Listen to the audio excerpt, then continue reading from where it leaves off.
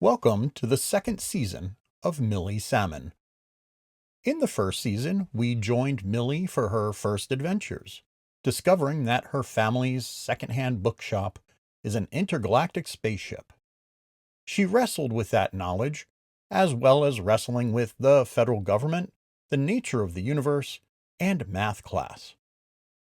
All before we followed Millie's rescue of her father and her shop from the first bunch of people who wanted to do them harm. Now we start a second season. This one has a big story we're going to follow, but each episode stands a little more alone. We're also going to have a more regular monthly update. Of course, being a second season and a new book, we get a new title. So let's start that again. Welcome to Season 2, Millie Salmon and the Book of Habits. This is Chapter 1, Customer Service. In this episode, Millie starts a summer job. You can probably guess where. 7th grade is over, so it's time to earn her keep. I'm the author, Ray Dubicki, and I'm very happy to be back reading more Millie adventures for you. You can join Millie Salmon on Patreon or find more at milliesalmon.com. You can follow this podcast and more on social media at Infinite Shop Limited.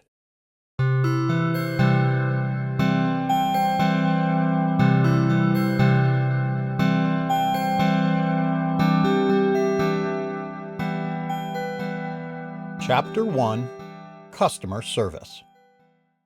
The shop's employee handbook states, an employee of Second Story Books will greet all customers post-biroulette and treat them with the appropriate level of respect and dignity.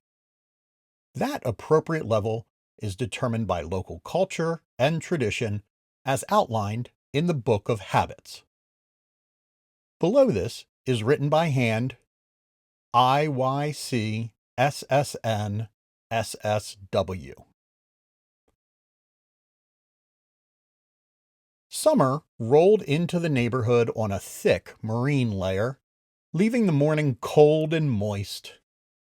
The end of the school year had been deeply, unsettlingly quiet since the Salmon family, Millie Salmon specifically, dispatched the simmering threat that was Captain Listing. Mom went to work. Dad had his routine. Millie went to classes. They all avoided buttermilk. This is not to say that the time since spring break was unfun, uneventful, or unfair. It just wasn't a lot of opening their pan-galactic bookshop on surprise new worlds full of people that wanted to hunt down the Salmon family for sport, which made it quiet. They even got the shop's help to visit the Watari Planting Festival. Amazing to see the sky painted in lights over their picnic dinner. Each detonation accompanied not by a concussive boom, but by a sustained note. A giant flash, a long sustained bong. The next one a little smaller and deeper, or brighter and higher. It was a symphony for eyes and ears, and all the ash came down as seeds for the next harvest. Millie passed her 7th grade classes, as did her friends Reggie and Pats. Even their regular routines were generally sedate. Reggie did not unleash his creativity on some massive destructive prank over the last 6 weeks, choosing to spend his time quietly reaping profits from the wave of grants and accolades he won for the school through mostly legitimate means, as well as all hours access to the new school hot yoga studio. Pats stopped playing dumb in school, instead relying on just being quiet. Pats got a lot of work done to angle for the summer job he wanted. His experience as a camp counselor for the kindergarteners during spring break had changed Pats, and it was amazing to see. He earned his summer job at the camp and all A's, even an A in math from the Hawk. The quiet came with a promise of another summer job, one for Millie. She would spend a couple days a week selling books in Grandpa's bookstore. If it was a normal bookstore, she'd be called a sales associate or bookseller. But since the shop was an interstellar elevator powered by a massively complex machine called the persistence engine, and the Salmon family enlisted the help of hundreds of people on varied planets to hide the shop's existence, the position entailed just a little more than sales and sweeping. Millie would become the new acolyte. She would be replacing Firth, who was off to college on his home planet of Tosker, and she was starting today. As soon as Dad was ready to walk her down, he double-checked that Millie had a full backpack, almost as heavy as on a school day, phone, keys, and water bottle. She had her drawing book, as if she ever left that. Dad checked Millie had lunch, and phone and keys and water bottle, again. Dad even insisted she have something to read, even though she would be working in a literal bookstore. He patted her and her bag, then went to find his keys and phone. They walked out of their apartment and down the steps together, out to Hudson Street, and a quick walk around the corner onto Barber Avenue, into another door on the same building. Millie knew this door was just for show, that it was actually attached to the shop through a fold in the universe, and the actual bookstore and engine and library and all the parts of the shop existed in a complex cosmic ripple. The thought appeared in her head as a small cube in the middle of an origami flower. It also made her head ache when she thought about it too hard, so she liked to hold on to the illusion that the bookstore was on the ground floor of her real-life home. It felt close by. Very similar to how Dad was standing next to Millie right now, with his hand on her shoulder. It was a familiar spot, similar to when she went away to week-long camp or the first day of school each year. Dad's somewhat overdeveloped nostalgia muscle was kicked in. She let him have another moment before asking, "Are you staying around, Dad?" "Nope," Grandpa said. "You can leave now, Benji." "I will leave and stop calling me that, Dad." Dad gave a side-eye to his own father, then asked Millie, "Phone, keys, water bottle?" "Yes, Dad." "You have yours?" He instinctively patted his pockets. "Yes, I do." Then he gave his daughter a thin smile. Have a great day. Holler if you need anything." He gave her a side hug. "I will," Millie replied. Dad sputtered and offered an awkward, "Sell good," delaying one last second before he rambled out the door. Millie and Grandpa watched it shut before Grandpa set into the air, riding a sigh. Always Benji and his memory. Turning back to one another, Grandpa switched over to his best General Charging the Troops voice. "All right, Acolyte Salmon, are you ready to begin your training?" Millie stood straighter.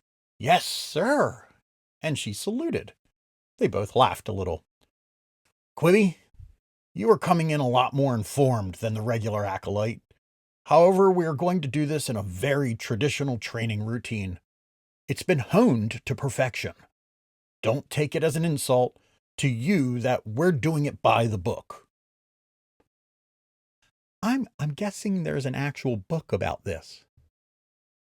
Grandpa smiled and pulled out a small, tidy folder in which there were a dozen or so paper packets with binder clips on each one.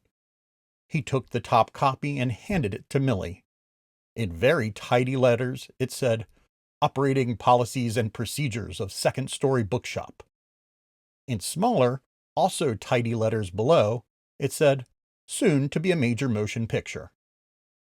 Millie pointed to that line with a questioning look. "Slight overstatement. They made this into a play on Connect," Grandpa said. "Oh." Then the two stood there for a minute. And another minute. "Grandpa?" "Yes, Quibby." "What am I supposed to do right now?" "Well, you're welcome to pull up this stool and sit behind the counter and read the packet." "That's part of the rigorously tested training routine?" Millie asked. "Yes, it is. Honed to perfection." It was Millie's turn to sputter a little bit. So it really is okay to read on company time?" "This is a bookstore, Quibby. Reading is a very big part of the job." Millie already liked it in the bookstore. She had grown up with second-story books being part of her family life. She knew where Grandpa would be, and a selection of books and comics at her fingertips. Her and Mom would come down to pick out a book some weekends as far back as she remembered. Since at least fifth grade, her and Reggie and Pat had spent plenty of afternoons going through old boxes of comics. So many afternoons and long evenings, never knowing that the machines humming in the background were more than a clunky old air conditioner. The bookstore was a deeply comfortable place for Millie well before that evening last fall when she dozed off and woke up to open the door on another planet. Turned out that the machine running in the shop was a technological marvel built by her parents that could open anywhere in the universe.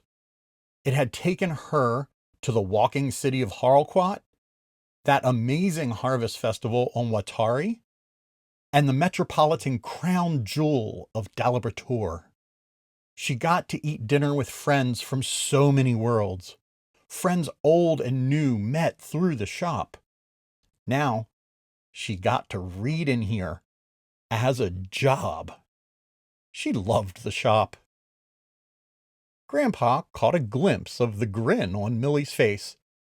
He was happy to have her here, too, and he thought it was very important to say so. "This is going to be a great summer for us, Millie." He dropped his nickname for his granddaughter just for a second. "It's been a long time coming, and I'm glad to finally let you, officially, see the view from this side of the counter."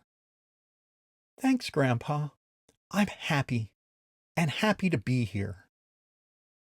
They turned to their reading material and waited for the next customer, wherever in the universe that customer may walk in from.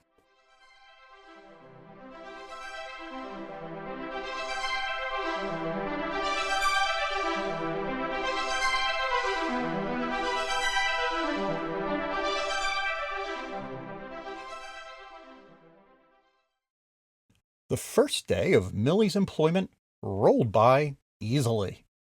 Grandpa brought out the big book of tasks that Millie had seen the day she unofficially worked here with Dad. It only had small jobs today, something Grandpa appeared to have thought about for Millie's first day. There were no closings or money drops or any of the other adventures she had with Dad months ago when she spent a day in the shop. The only outside time was sweeping the spongy sidewalk and putting the trash out on a Fent, a world with an orange sky that smelled lightly of markers. And Millie was fine with this. Her and Grandpa would work for a little bit, dusting, arranging new shelf of books, things like that. He showed what all 5 buttons did on the cash register computer screen. They would spend just as much time behind the counter reading or chatting. It gave her time to read and reread the employee handbook, which prompted a question. "Grandpa, what is this IYCSSNSSW abbreviation for? It looks handwritten under the customer service part." "An acolyte wrote that years ago, and it just kind of stuck. It's from a poem of the Hasterin worlds. It goes like this. Islo yawned content, satisfied strong man, knowing serene sleep waited. Millie nodded, as it felt right to do after hearing a poem. Grandpa nodded too. They nodded together, appreciating poetry, like one is supposed to do, nodding. Then Millie shook her head out of the nod. What does that mean? And Millie paused and counted on her fingers, whispering the words to herself. How is it a haiku? Good questions, Quibby. Second one first. You and every poet are products of the universe. Great ideas like haikus and mittens are tiny loops in the long thread of universal constants that are translatable everywhere and get repeated repeatedly. You didn't say those words in English, did you? Nope. Auto translation of the shop and the persistence engine. But it's a haiku in the Hasterin world's languages too. All 99 of them. But on to the second question. The story of Islo is a really great one and pertinent to solid customer service. In legend, Islo was this big guy who always seemed to be in the way. Folks complained, and he felt shame about it until he decided to be in the way one day at exactly the right time. I'll give it to you to read next week. They both waited. Millie stopped waiting first. How does that have to do with customer service? I think it's because the story has been used to sell these giant stone sculptures whose only purpose is to keep neighbors from seeing in your windows. There's nothing quite like customer service to fine-tune the transport and delivery of a 50-ton carving to exactly the spot that Islo stares at the neighbor. This didn't seem right, so Millie sighed a little and tried something else. Who was the acolyte that wrote this? Pancha, from the Hasterin worlds. Where is Hasterin? Hasterin worlds, Grandpa corrected. It's a couple very close together planetary systems 2 galaxies over. They were some of the more difficult to connect to because our normal readings that determine where the shop attaches are measures of urban activity and technological readiness. That whole planetary system has a planning ordinance based on their board game of Nilot. We just couldn't distinguish what was and was not a city. Is there an Earth equivalent to Nilot? Millie thought about village and castle building games like Catan and Carcassonne. Yeah, a grilled cheese sandwich, strangely enough. Millie let this particular comparison slide for the time being, since she didn't want to think about rolling dice for number of cheese slices. But the pause opened the door for Grandpa to leave the conversation about Islo, the Hasterin worlds, and customer service. In exchange, it opened the door on, well, cheese. Grandpa took the chance to show a couple things behind the counter that Millie had never noticed. There was a kettle for hot drinks behind one sliding door. There was the big cabinet of reserves for people's ordered books, and a small drawer opened to be a tiny refrigerator with an assortment of cheese sticks. Grandpa offered one, which Millie accepted. One other under-counter item Grandpa pointed out, a small red button. Millie's science fiction brain ran down the list of possibilities. Phasers, autodestruct, ejection seat. Or a little bell that rings in my apartment and in the back room, Grandpa thwarted. Oh, probably smarter, Millie admitted. Absolutely, too easy to hit here. The autodestruct is over here. Grandpa's finger moved to a much redder red button. Really? Millie was shocked and a little excited. No, this is to refill the tea kettle. He pushed the redder button. Indeed, the tea kettle refilled. Do we have an auto-destruct? You've been in the shop. It doesn't need a button to do weird things. That was not the most comforting answer. Does it have a stop auto-destruct then? Grandpa considered this. You know, maybe that would be a good project for you to think about this summer. In between another project that puts your artist muscle to work. Grandpa put away the magazine he was reading. Millie didn't note which world's news it was, and motioned for Millie to come with him around the corner.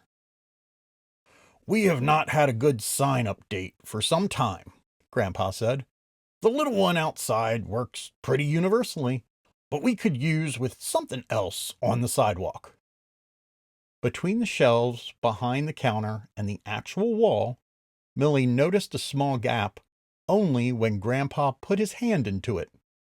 He pulled out mostly dust, but it was accompanied by an easel, a short A-frame sign that had a chalkboard on each side. What do you think about working in Nephtal? Grandpa paused for a second at Millie's puzzled look.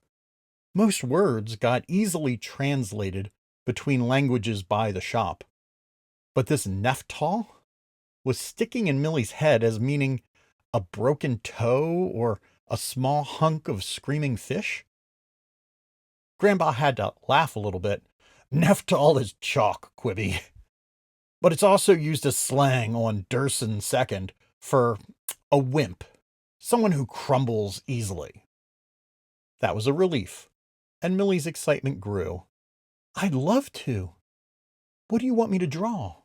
Millie was thinking about the local grocery store that has someone on staff do elaborate pictures for the prices on tomatoes and wine sales.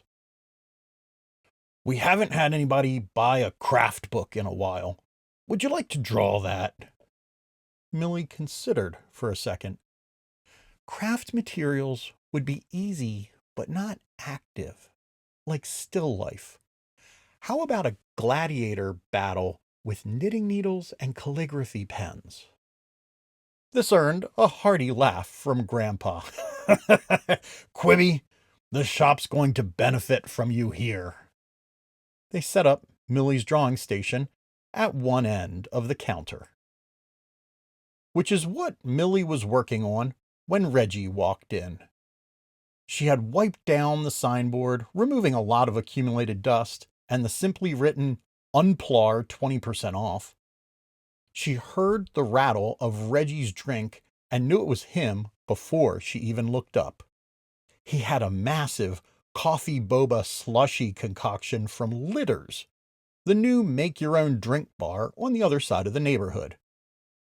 Madam Store Clerk, he announced with a flourish, I'm here to purchase your finest, newest edition of the monthly periodical Shadows of the Ness Brotherhood. Hi, Reggie. She leaned across the counter and pointed to the top shelf of new edition comics.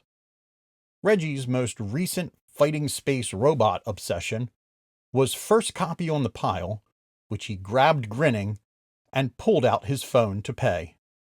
How is retail work? Reggie asked. I sold one book today, besides you, but they were also from the neighborhood. It was a relief that Reggie and Pats knew about the shop. She couldn't talk absolutely freely about its ability to travel the universe, but at least she didn't have to talk in code or outright lie to her best friends anymore. Have you had any adventures today? Nah, just roaming around, Reggie admitted. Dad's on travel, so Mom promised a movie tonight, but she's working in person at the office today. So, just wandering around the neighborhood. I stood at the fence for the Hudson Youth Group for a little while, looking mysterious. Pat's told me to go because he said my presence was making the little kids uncomfortable.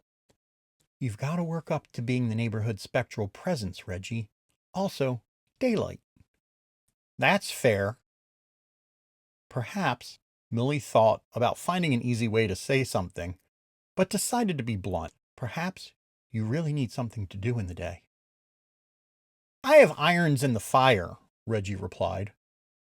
Where do you hear phrases like that? Michelle, Reggie said. Of course, his actor brother would feed Reggie lines between auditions, just like his other dramatic flares. Michelle's current play is called The Rapacious Rake. I asked if it was a garden story. He said it's a comedy about manners. He has a rash from starched collars. I didn't know there were manners about comedy, Millie said. It's a lot of talking. He has a book to memorize, and all the words have extra U's in them. Millie paused for a second as she felt the low hum of the shop shift slightly. The front doorbell chimed, welcoming a new customer.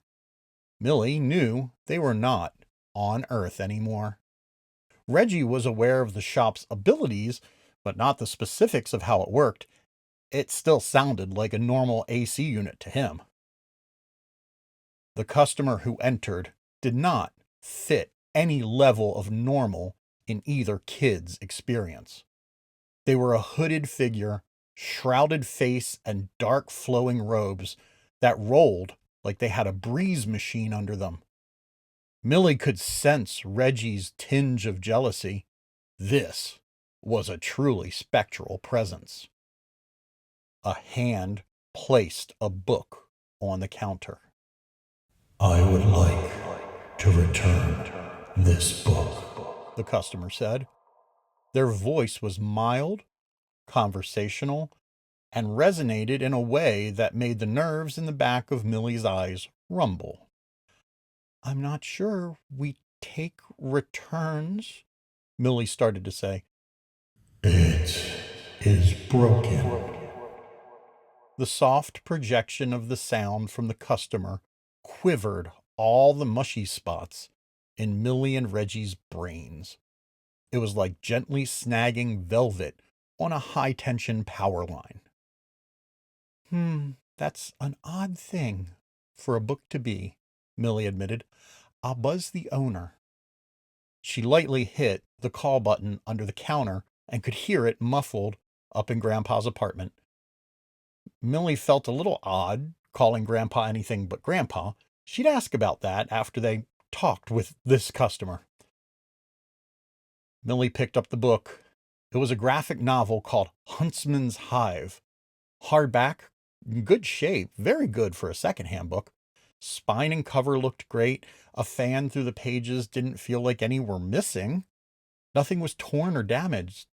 So she asked, before he gets here, could you tell me how the book is broken? The plot. It is broken. Their voice was not singular, not a single set of vocal cords. Their cloak loosened and shifted, spreading through blues and purples like a puddle of ink. Millie forced her teeth to unclench politely. The plot, like the story? She asked. Reggie had been quiet for a minute, still shaken at the same behind-the-eyes sound of the customer's voice. It was a weird feeling, enough to set the normally chatty Reggie off his game.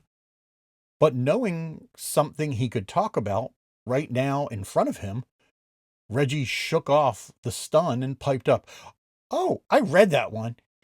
A big planetary assault ship appears in orbit, but it's not a ship. It's actually a living hive of hornets.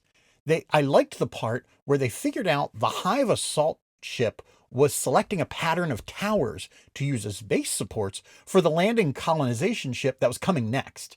The fighting was brutal.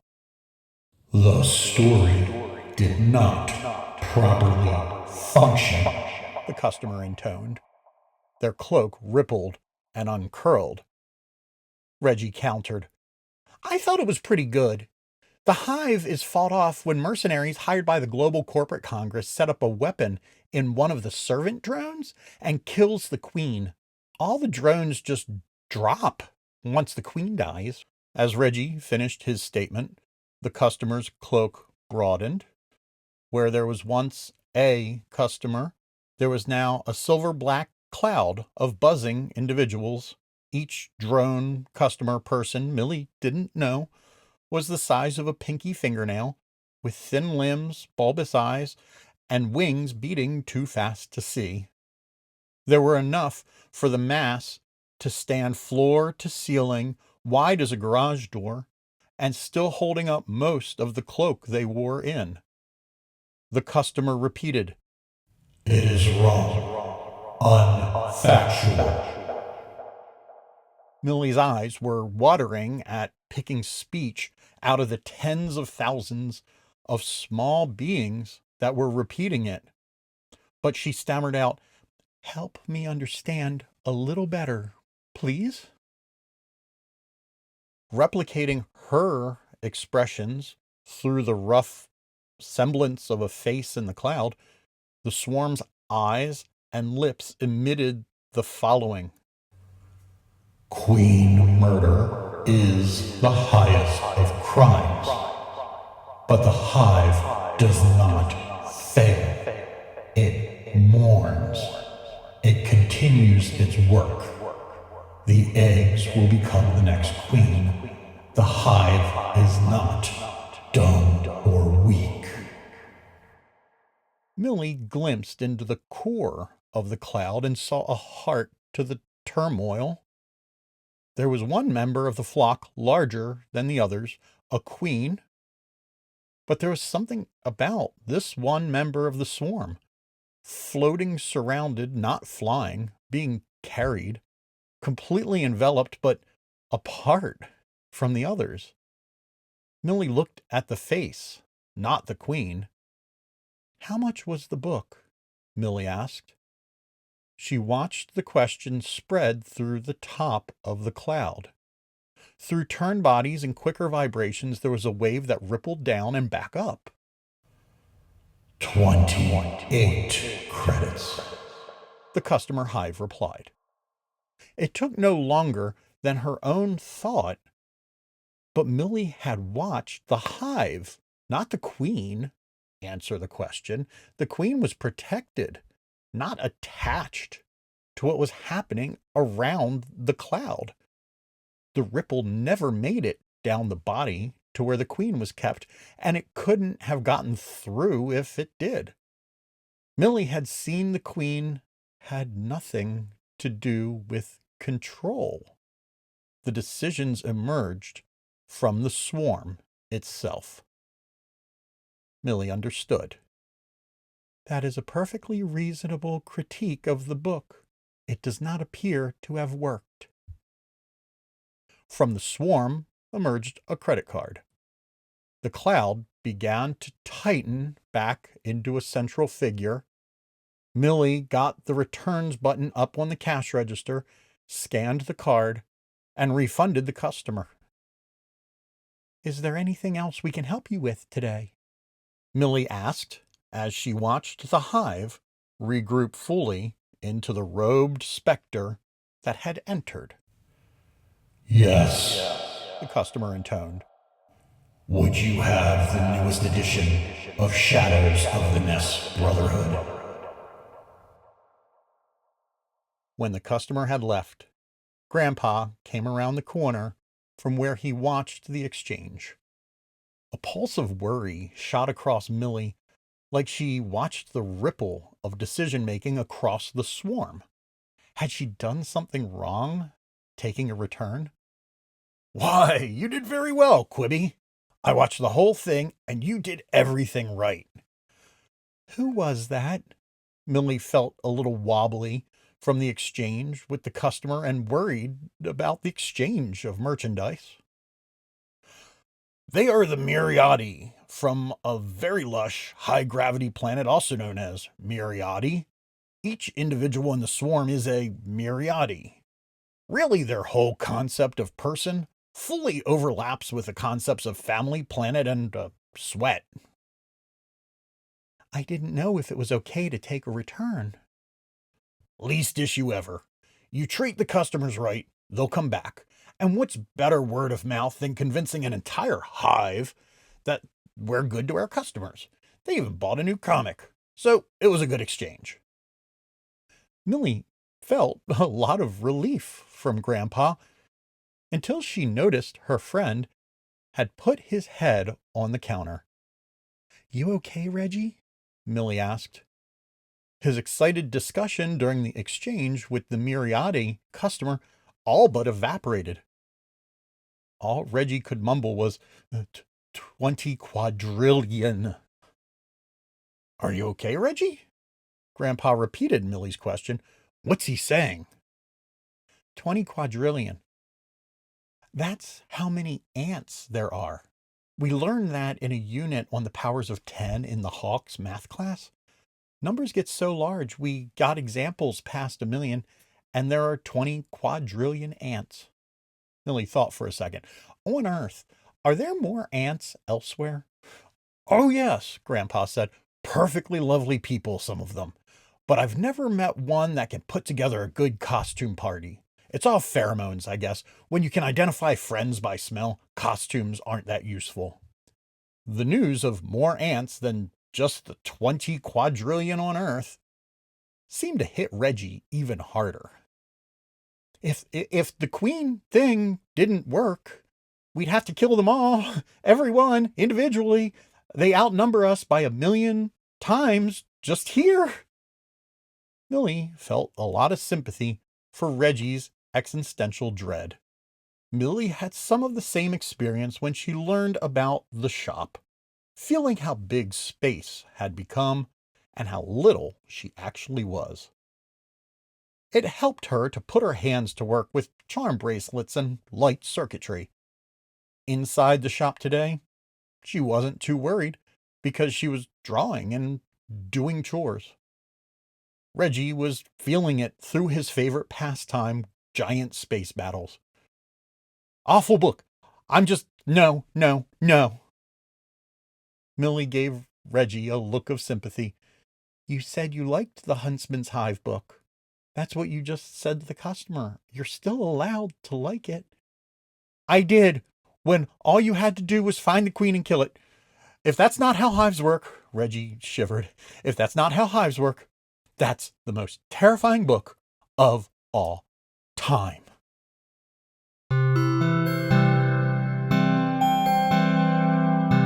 This was Millie Salmon and the Book of Habits, Chapter 1, Customer Service.